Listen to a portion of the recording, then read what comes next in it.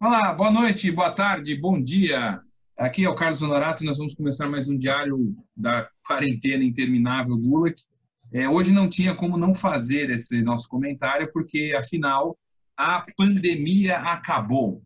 Se você assiste Rede Globo, se você assiste CNN, se você assiste qualquer canal de televisão, a pandemia acabou. Nós não temos mais doentes no Brasil, porque agora o nosso grande problema é a demissão do herói Moro. Moro, não Moro. O Moro foi demitido, se demitiu, enfim. Então ninguém mais fala de pandemia, as pessoas não estão mais morrendo, a gente pode sair de casa, está tudo sob controle. Ana Carolina, boa noite, como está você? Estou com o Boa cabelinho. noite, tudo bem? Ah, boa noite, Ana Carolina. O que você achou do fim da pandemia e da demissão do eminente ex-juiz Sérgio Moro e agora ex-ministro também e desempregado nas fileiras do desemprego do Brasil? Mais uma demissão, né? A gente só está tendo demissão nessa pandemia. O chefe não ajuda. O chefe não ajuda, as pessoas também. Então, acabou a pandemia, a gente já teve uma demissão e agora já estão falando até de impeachment. Uhum. Mas para de me enrolar, o que você achou da demissão do Sérgio Moro, ou da saída dele? Eu achei que ele até que durou bastante no governo. Hum. Só isso? Só, só. Uhum. Francamente, assim, há 2 dias atrás, há uns 3 dias atrás, a gente gravou um programa aqui dizendo que achava que o Bolsonaro tinha o seu lado genial e que estava virando o jogo. Eu retiro tudo que eu disse há 2 programas atrás e acho que ele deve ser uma besta quadrada, porque eu estou falando isso do ponto de vista político, tá? Eu não estou muito preocupado com, assim, com as evidências do que acontece ou não, porque todo mundo que está lá é político e está jogando de alguma forma. Agora, aparentemente, a minha visão do Bolsonaro é que ele tem aquele. A gente já falou sobre isso. É egocêntrico, não consegue ter sombra de ninguém, né? Está ameaçado porque aparentemente tem alguma investigação na Polícia Federal que pode chegar aos filhos dele, todo esse processo de robotização das informações, porque é nítido, até no LinkedIn, que era um lugar mais privilegiado, você começa a ver que tem robôs sendo criados, não sei se são robôs, mas são perfis fakes que ficam idolatrando o bendito presidente. E ele comete erros assim básicos, quer dizer, mandar mensagem para o Moro, de WhatsApp, conversar com os truta, falar o que bem entende, tá sempre com o foco no problema dele, não no foco do problema do país, né? E aparentemente podem dizer o contrário, mas me parece que o Bolsonaro tem uma característica de ser um grande traidor. Então ele leva as pessoas a trabalharem com ele, promete mundos e fundos. A propósito, onde anda a Regina Duarte? Será que ela está na selva de pedra? Ninguém falou mais sobre ela, né?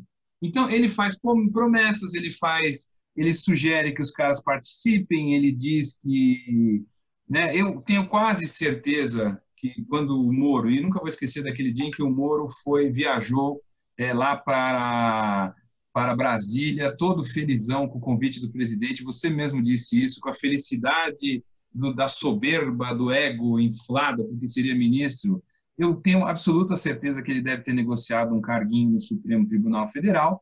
Agora, como parece ser nítido, quer dizer, o Bolsonaro faz uma promessa e depois ele retira isso, e nessa base ele vai queimando os aliados, desde o Alexandre Frota, que a gente já esqueceu, até o Sérgio Moro, sem nenhum timing, sem nenhuma estratégia, né? Aparentemente não tem uma estratégia por trás disso, tem um senso de sobrevivência e um altíssimo grau de desespero de achar que sempre tem uma nuvem negra atrás dele, de alguém querendo derrubá-lo, né? E provavelmente tem mesmo, mas ele tem dado muita deixa para que isso aconteça, né? E assim, o resumo final da obra é que provavelmente ele pressionou o pessoal da Polícia Federal, o Moro, para fazer a mudança na Polícia Federal, não é só por causa dos filhos dele, mas é porque ele começou a se envolver com aquela gente que sempre mandou no Brasil, o bendito Centrão, que é o Roberto Jefferson, o Valdemar Costa Neto, o PMDB tradicional. Então, nós vamos fazer um de volta para o futuro, vamos voltar uns 10, 15 anos aí,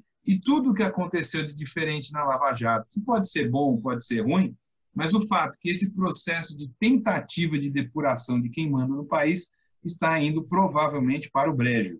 né, na condução de alguém que está no meio de uma pandemia, porque, na minha visão, apesar de ter começado dizendo que a pandemia acabou, eu tenho a sensação que ela não acabou, né, num desgoverno absoluto. Eu fiquei olhando hoje para a cara do nosso ministro fúnebre da Saúde.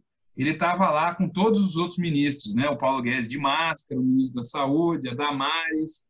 Será que esses caras não tinham mais nada de importante para fazer no meio da pandemia do que ficar fazendo papagaio de pirata para presidente desesperado se justificando de um ministro que ele empurrou para fora?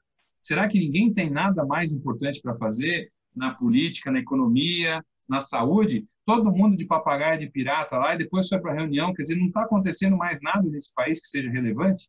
Ana Carolina, motive-se a falar alguma coisa que não seja simplesmente... Eu vejo na sua fala muitos julgamentos do que foi dito, né?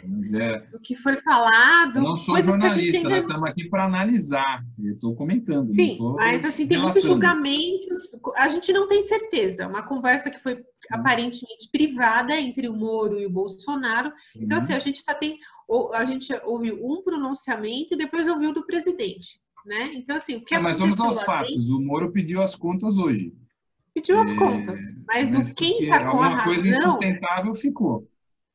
Quem está com a razão, a gente não sabe. A gente eu não atribuo a razão. A minha lógica, eu já deixo você falar. A minha lógica é que eu estou pensando não na lógica de quem está certo ou errado, mas do julgamento de quem quer manter o poder. A minha análise, a minha crítica ao Bolsonaro, e não estou defendendo o Bolsonaro, é que é muito fácil aqui na minha cadeira ficar falando isso à distância. Mas ele poderia, se ele tivesse conduzido uma série de coisas diferentes, ele não estaria chegando nesse choque. Porque ele é uma pessoa que vai para o choque e o resultado dele vai ser um caminho que provavelmente não vai ter saída. Ou ele vai ser um presidente enfraquecido, ou ele vai sofrer um processo de impeachment, vai ser um Dilma, porque ele está caminhando para ser um Dilma, ou ele vai jogar o governo no colo dos militares. A gente não sabe exatamente qual que é a dinâmica disso. Eu estou analisando o que tem acontecido e de alguém que tinha a presunção de renovar o país, de ser o presidente, de ter uma capacidade, eu não vi nenhuma oposição derrubá-lo. Ele está conseguindo se autodestruir sozinho, ou eu estou enganado? Então, na semana passada, a gente estava falando da política dele, estava justamente falando que ele estava conseguindo o que queria. Hoje a gente já está falando um pouco diferente. Então, só que a gente está em 2020 e ele ainda está no poder. Sim, e já disseram que o processo de impeachment não vai para frente. Hoje foi o primeiro baque, assim, forte, né, que a gente pode ter falado que o governo sofreu até agora. A saída do Moro foi um baque fortíssimo, acho que o primeiro forte mesmo que ele sofreu. Mas a gente não sabe ainda o que vai acontecer daqui para frente. Né? Eu acho que ainda é um pouco prematuro. O que eu fico preocupada é a questão do número de mortos, da doença. Então, eu fico pensando até que ponto, tudo bem que o Moro tinha que trazer isso à tona, foi um momento realmente oportuno dele fazer isso, sabe? Se não podia esperar mais. Nós temos uma visão diferente. Inclusive, você está usando a caneta do Bolsonaro, entendeu? Isso que é uma coisa importante da gente observar. Quando a gente quer desqualificar a opinião de alguém, você faz esse tipo de coisa. Mostra a caneta do Bolsonaro. Exato, caneta Bic do Bolsonaro. A sua visão é de que o Moro, né, ele aproveitou a situação para tomar essa atitude. Isso também é um julgamento. Né? A minha visão é que a situação do Moro com o Bolsonaro já estava se tornando insustentável por uma série de coisas que o Moro quis fazer nesse período, nesses últimos 2 anos, e não fez. Tudo bem, mas insustentável, você tem que ter um momento. Se não houve a gota d'água que levou ele a fazer isso, né? Quer dizer, também é uma forma que tem momentos e momentos. A gente está no momento de uma pandemia, não é? Então, o mesmo argumento que o Mandetta utilizava, de que o presidente tinha que tomar cuidado, porque a gente estava no momento crítico do país, agora, quando é o Moro, isso já não se aplica mais? Bom, mas aí você está falando das interpretações da imprensa, porque agora o Moro, se bobear, é chamado de comunista, ele se tornou petista de carteirinha. O pessoal pegou na fala dele elogiando a Dilma e o Lula. Eu não tenho dúvidas de que ele já está agindo politicamente, e francamente, se você guardar o Moro numa caixinha e esperar 2022, ele tem potencial de ser presidente. porque ele tem um conjunto, e a forma como ele saiu hoje, ele foi extremamente hábil e inteligente. Ele criou um discurso que ele continua sendo o paladino da justiça, o cara que está atrás do errado. No fundo, a gente não está olhando fatos, a gente está olhando versões do fato ou construções que foram feitas. O que me choca é a incapacidade do Bolsonaro de observar isso, né? De ter tomado posturas. E aí, essas pequenas posturas idiotas que ele tomou, de sair na rua abraçando as pessoas, de falar abobrinha na porta do Congresso, da porta do Palácio, de insultar um monte de gente a todo momento, tudo isso foi deteriorando o apoio que ele tinha de pessoas, né, de uma camada de gente que votou nele e não era absolutamente bolsonarista, né, e ele é inegável que ele se elegeu porque ele vestiu a carapuça e trouxe o Moro junto com ele, trouxe o Moro, trouxe o Paulo Guedes junto para ele, e a mensagem que ele começa a passar é o seguinte: ele conseguiu o que ele queria, que era o poder, e agora ele vai passar para o segundo estágio de tentar se estabelecer como a pessoa que vai conduzir. E eu acho que há um risco nessa história, porque a gente pega o exército brasileiro, os militares brasileiros, eles sempre tiveram um viés intervencionista. Então, falando da praia, que a gente entende um pouco mais, que é a economia, esse discurso do Paulo Guedes não cola mais.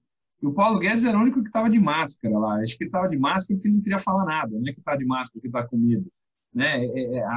A diminuição da importância do Paulo Guedes nessa crise, quer dizer, ele se apequenou demais. Então, ele se apequenar e cair fora é o último passo que precisa para o Bolsonaro refundar o governo dele. Refundar o governo dele com uma base militar forte, até enquanto ele tiver força com os militares, com uma base no Congresso, né, feita da pior tipo de gente possível, que é o tipo de gente que não quer a mudança, né, e travestido lá com o Rodrigo Maia, que parece o paladino da inovação, mas é outro também que está nessa situação, e você cria um descontentamento na sociedade gigantesco por conta de uma situação que se agrava dia a dia, e com a imprensa, lá vou eu falar mal da imprensa, cada um defendendo o seu interesse, chutando pelo seu lado, né? Porque nitidamente há um bom tempo a gente já começa a ver que não tem mais santo nessa história, tá? Cada um defendendo o seu interesse. O que caracteriza o salve-se quem puder no Brasil. Quer dizer, cada um está tomando a sua atitude, cada um está olhando para o quadro de pandemia e decide ficar em casa, cada um olha para isso, um bate panela a favor, um bate panela contra, e a situação tende a se deteriorar ainda mais. Porque se a gente estivesse numa situação Dilma, e eu lembro da gente ter conversado no pré-Dilma, e você tinha me dito isso, acho que a gente conversou sobre isso, que a probabilidade de ela ser caçada era muito baixa, né? E ela acabou sendo caçada. Né? Basta ter ali um presidente da Câmara com essa intenção, que eu acho que o Rodrigo Maia acaba sendo mais inteligente, ele não vai entrar numa barca furada se não tiver absolutamente certeza de que ele tem garantias para fazer isso acontecer, e me parece que o Bolsonaro ele oscila, e eu concordo com você, entre gênio e louco, né? E gênio, louco e uma besta quadrada completa. A gente não sabe em que patamar que ele está hoje. O discurso da nova política, a gente viu que ele nunca aconteceu, né? A gente está vendo replicar a velha política que a gente sempre conheceu. O que eu achei que foi esperto, o Moro foi bem político, ele trouxe agora a bola para o campo dele, né? Que é o campo jurídico. Então, agora tem essa questão de o procurador abriu inquérito, pediu abertura de inquérito contra essas acusações que foram feitas, e agora a bola foi para o aspecto, para o campo jurídico. Só que o procurador se tornou advogado do Bolsonaro. Aparentemente, ele não vai tudo fazer para o nada Supremo, contra... aí vai ficar cozinhando essa questão, sendo que todo mundo já fez um julgamento do que foi feito. A partir do momento que o Moro faz o pronunciamento dele de manhã, o julgamento já foi feito. Você entende? Então, assim, eu acho que é importante a gente ter todas as considerações do passado do Moro, do passado do Bolsonaro, dos dias atuais, mas a gente separar um pouco a pessoa do que realmente acontece, né? Então, assim, o Bolsonaro com todos os defeitos dele, o Moro com todos os defeitos políticos dele, mas a gente não pode esquecer que o Moro, na Lava Jato, ele também, várias vezes, não foi tão imparcial assim. Né? Então, o aspecto político está muito mais forte do que qualquer outra coisa. Sim, e aí eu diria que ninguém no judiciário nessas questões, aparentemente está julgando as coisas com isenção, está todo mundo na política, né? Então, a gente pega todo mundo que julgou alguma coisa nesses processos, desde o Gilmar Mendes até o Toffoli, não pode esquecer lá do passado do Lewandowski, que caçou, mas não caçou os direitos da Dilma. Quer dizer, nós temos criado há alguns anos, e eu discordo totalmente quando alguém fala que as instituições são sólidas, porque não são sólidas, elas são gelatinosas, elas estão se segurando aí num equilíbrio muito instável, né, de pessoas que não assumem a sua responsabilidade como liderança e como a posição que tem, isso nenhum deles, nem o Sérgio Moro, nem o presidente, nem os ministros do Supremo, ninguém assume uma postura perante uma crise do tamanho que a gente tem, que é a crise da pandemia, né? Então, o mapa do desastre está traçado, né, dentro dessa situação. Acho que você já deve ter passado, nós já passamos por situações assim, quer dizer, você está num momento que você não pode largar um projeto e você se vê obrigado a largar esse projeto por alguma razão. E a gente também faz uma conta oportunista. Eu tenho quase certeza que a conta oportunista do Moro foi feita, né? E ele também, por ser uma pessoa que provavelmente foi traída. E aí o campo da traição, a gente pode dizer que os dois se traíram, cada um traiu o outro em algum momento, né? Ali ninguém é santo, né? A gente falar em traição... Se o Moro diz hoje que tem gravações feitas com o Bolsonaro, isso é uma traição, né? Então ali está todo mundo traindo todo mundo. Agora, o fato é que ele, saindo acuado, traído, o discurso que ele fez hoje foi impecável, né? E para alguém que tende a ficar desempregado, e que vai restar o quê para ele? Ou ele vai ser advogado de uma banca jurídica, que provavelmente não vai querer alguém que seja contra o governo claramente, mas ele tem status, ele tem, né, estrela, ou ele vai ser professor de Harvard por algum período, ou ele vai ser contratado como consultor para alguma coisa. Desempregado ele não fica, né? Mas tem o ego ferido, e todos eles têm um eguinho do tamanho de Brasília inteiro, né? Então, a luta e o fato dele dizer que tem gravações, que tem coisas colocadas, evidentemente mostra que havia algum tipo de predisposição, enfim, ele criou a situação também de forma a estar preparado para alguma coisa que acontecesse dessa forma. O que me deixa mais bravo com o Bolsonaro ainda, porque acaba demonstrando mais, no mínimo, inocência frente a uma situação como essa. Então é uma besta, né? É um inocente que está caindo em armadilhas. Então o mito está precisando dar uma reformulada, porque o mito está atrapalhado, né? E acho que talvez está atrapalhado porque está comendo milho demais com os filhos, precisa começar a comer milho com gente mais inteligente, ou comer alguma comida mais com alguma substância a mais. O fato é que a economia está em frangalhos, a gente não ouve mais nenhuma notícia sobre a ajuda econômica, a reorganização. Essa semana suspenderam a segunda parcela dos 600 conto para o povão, as linhas de crédito estão abertas, estão à deriva, o presidente do Banco Central também sumiu, o presidente do banco do BNDES, junto com o Paulo Guedes, aparece em live só de mercado bancário, não falam com a população, porque talvez não goste da Globo, não goste da Record, não goste de não sei quem. Só que tem uma hora que você tem que chegar a público e falar o que precisa ser feito. E a pandemia nem precisa dizer, porque os dados que estão saindo, sem ser os dados que a gente não conhece, demonstram que a nossa curva está meio parecida com a curva da Itália. Nós estamos caminhando, e é óbvio que tem regiões diferentes, né? Você pega São Paulo, aparentemente está segurando um pouco essa situação, mas não deixa de ser grave. Amazonas, o que consta é que está fora do lugar. A gente nem sabe porque a notícia não teve disso, que é outra coisa absolutamente impressionante. Quer dizer, até ontem você tinha sessões intermináveis em todos os canais de televisão de como lavar a mão com gel. E hoje ninguém precisa lavar a mão, porque graças a Deus, como o Moro pediu as contas, não há necessidade de lavar a mão, não precisa usar máscara, né?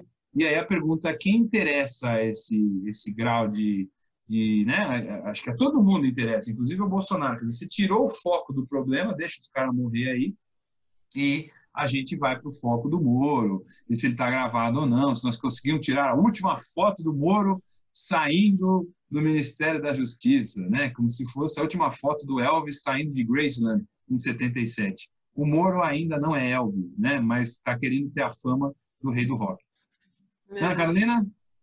A gente agora vai ter que ver o que vai acontecer nos próximos capítulos. Ah, bom, mas é exatamente. É por isso que agora nós estamos aqui, mesmo que nós não queiramos, porque a quarentena leva a gente até essa constante desmotivação. Os primeiros dias ficar brincando com essa câmera era uma alegria.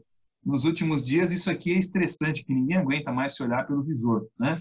Mas é o caminho, é o mecanismo pelo qual a gente consegue chegar de alguma forma até, enfim, uma opinião que é absolutamente nossa, né? Não estão pagando nada, nem ninguém tal. Quando tiver algum comercial aqui, a gente começa a falar um pouco diferente. Alguma coisa mais, Ana Carolina? Por hoje, já tivemos O emoções. desabafo foi meu. Então, muito obrigado, boa noite a todos, bom dia, boa tarde, e vamos ver as cenas dos próximos capítulos, né? Que a pandemia não volte amanhã, porque hoje, graças a Deus, pela televisão, ela acabou. Boa noite a todos.